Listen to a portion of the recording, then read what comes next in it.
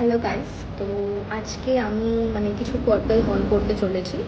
So আমি অনেকদিন পরে কিছু পার্পল দিয়ে কিছু জিনিসপত্র আনিয়েছি যেগুলো আমার ডেইলি নিড থাকে, বলতে গেলে প্রত্যেক মাসেই লাগে।